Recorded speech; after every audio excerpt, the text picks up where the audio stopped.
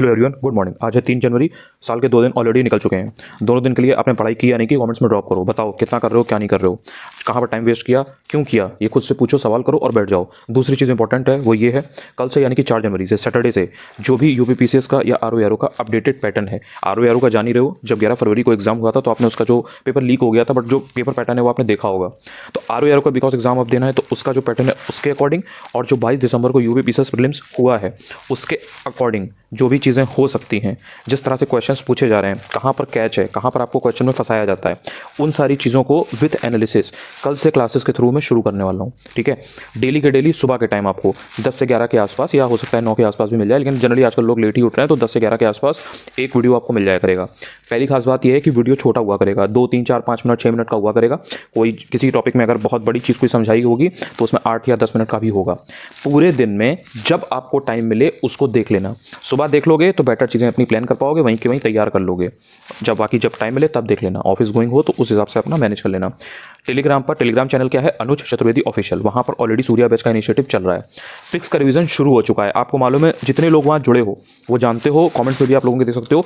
एकदम tabular form में important चीज़ें ही शेयर करता हूँ जो एग्जाम में आई हुई हैं या जो आगे आ सकती हैं, जो मोस्ट प्रोबेबल होती हैं, यानी कि जो इंपॉर्टेंट होती हैं। पढ़ने को तो समुंदर है, सब नहीं पढ़ सकते ना। सारे फैक्ट, सारे ईयर्स, सारे डेटा जो हैं उनको आप रिटेन नहीं कर सकते, तो फिल्टर तो करना ही पड़ेगा। तो फिल्टर मैं करवा देता हूँ, बता देता हूँ भाई ऐसे इसमें ये है, ये आ चुका है, ये इस तरह से आ सकता है, इसमें स्टेटमेंट बनने के चांसेस है, यहाँ पर क्रोनोलॉजी के थ्रू आ सकता है, इसमें ऐसे करके मैच द फॉलोइंग में दे सकता है। तो वो वहाँ से फिक्स का रिवीजन करते रहना डेली के डेली टेलीग्राम पर। जब भेजूँ तब पढ़ लो। उसमें मैंने फॉरवर्ड का ऑप्शन भी लगा रखा है भाई, अपना उसको सेव कर लो, उसको पढ़ लेना। टाला मटोली मत करना कि भाई कल पढ़ेंगे परसों पढ़ेंगे, वो कभी नहीं होगा। ठीक है, that is not going to happen. Daily के डेली जो वीडियो आएगा उसके थ्रू कर लेना। कभी हिस्ट्री का बनाऊंगा, कभी ज्योग्राफी का बताऊंगा। जो इंपॉर्टेंट है, जो क्वेश्चंस, जो टॉपिक, जो कॉन्सेप्ट, जो फैक्ट पहले पढ़ना जरूरी है, उसे प्रायोरिटी बेसिस पर कराऊंगा। ऐसा नहीं करूंगा कि हिस्ट्री शुरू किया, अब हिस्ट्री चल रही है, हिस्ट्री में जो लेस इंपॉर्टेंट चीज़ें हैं वो भी पढ़ा रहा हूँ। नहीं, सारा पढ़ना है तो वो किताब का काम होता है, वो किताब से पढ़िए, वो आपका जो सोर्स है उससे पढ़िए। लेकिन जो सप्लीमेंट करने की चीज़ें होती हैं, जो सपोर्ट होता है, वो यही होता है कि जो इंपॉर्टेंट चीज़ें हैं वो आप देख ले रहे हो वीडियो के थ्रू। जो चीज़ समझ में नहीं आ रही है, जिसमें डाउट है, आपको समझ में नहीं आ रहा है कि इस टॉपिक से या इस तरह से किस तरह से क्वेश्चंस बन सकते हैं, वो चीज़ आप वीडियोस के थ्रू देखते हो या सीखते हो, तो वो मेरा प्रयास रहेगा। बाकी सारी चीज़ें बुक में है तो वहाँ से पढ़ लोगे, लेकिन वीडियो के थ्रू आपको कुछ अलग नया सीखने को मिलेगा।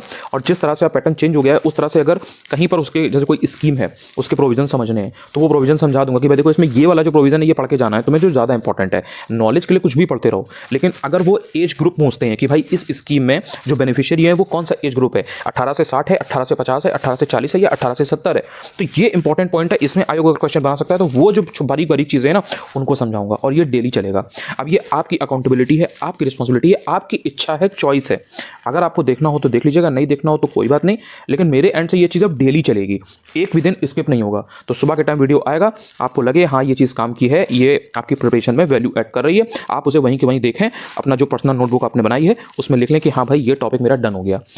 आप 1 महीने के बाद, 1 महीने अगर आप इस प्रोसेस को करते हो या 2 महीने इस प्रोसेस को करते हो, 30 दिन के बाद, 60 दिन के बाद आप ये चीज़ देखोगे कि जो आपने एक पर्सनल नोटबुक बनाई है उसमें ऐसे करके सारे करके 50 से 60 70 टॉपिक 100 टॉपिक आपके ऐसे हो गए हैं जो जिनसे डायरेक्ट क्वेश्चंस आते हैं या आते रहे हैं या आने वाले हैं।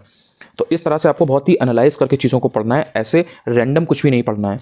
एक एक टॉपिक अब आपको अलग से देखना पड़ेगा, चाहे वो हिस्ट्री का हो, चाहे वो ज्योग्राफी का हो, चाहे वो पॉलिटी का हो, चाहे वो इकोनॉमी का हो, चाहे वो साइंस का हो। और दिमाग में बहुत क्लैरिटी होनी चाहिए कि क्या एग्जाम में आ चुका है, उसको मैं बार बार आपको बताता रहूँगा और जोड़ जोड़ के बताता रहूँगा। सिर्फ ये नहीं करूँगा कि ये टॉपिक लाया उसको पढ़ा दिया, उसको ये भी बताऊंगा कि भाई ये 4 बार पूछ चुके हैं पीसेस में, ये 4 बार आरओ में आ चुका है, इसमें इस तरीके से पहले पूछा था लेकिन अब ये यहाँ पर ऐसे पूछा है और इसमें आगे फर्दर इस तरह से बन सकता है। तो ये सारी चीज़ें उस 3-4-5 मिनट के वीडियो में हुआ करेंगी। बाकी जब वीडियो कल से देखोगे तो तुम्हें पता लग जाएगा कि वैल्यू ऐड हो रही है या नहीं हो रही है। बाकी अब लग जाओ बस, अब इससे ज़्यादा और नहीं। 4 जनवरी याद रखना, बाय बाय।